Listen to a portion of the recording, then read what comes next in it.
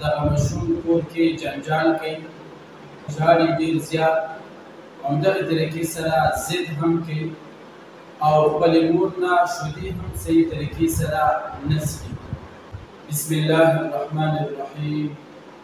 انتهایی قابل قدر والاحترام معزز سامعین، که چیرې مو تاسو کورونو کې یو ماشوم باندې نظر بد لګېدلی وي، هغه نظر بد د وجې نه نو دغه ماشوم باندې کوم تکلیفونه دي نظر بد د وجې نه د دې ختمېدو لپاره یو بهترین عمل تاسو مخې ته راوړم.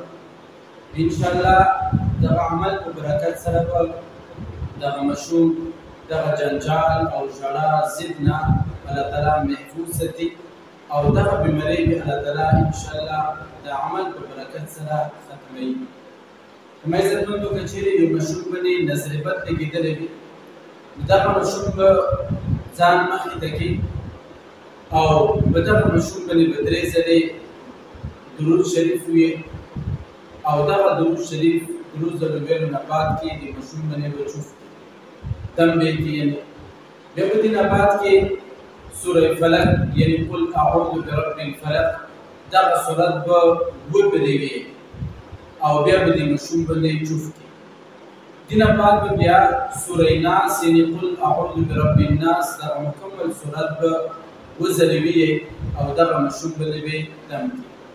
بیا دې نه بعد کې 3 پیرې آیت الکرسي ووایي او دا د آیت الکرسي 3 ځلې ویلو نه بعد کې ماشوم باندې به چوف کړي.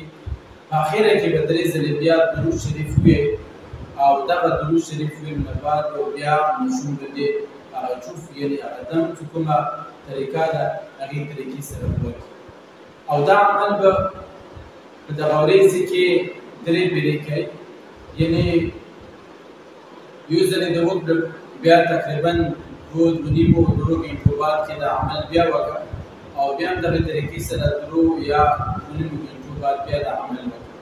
یا که داسې نه شي کوی نو ورځې کې 3 ځلې دغه دم د ماشوم باندې وکړه. انشاءالله د ماشوم ته څه قسمه مسله وي الله تعالی به د عمل په برکت سره دغه تکلیف د ماشوم نه ختموي. الله تعالی موږ تاسو ته په دې باندې عمل کولو توفیق نصیب کړي. واخر دعوانا ان الحمد لله رب العالمين.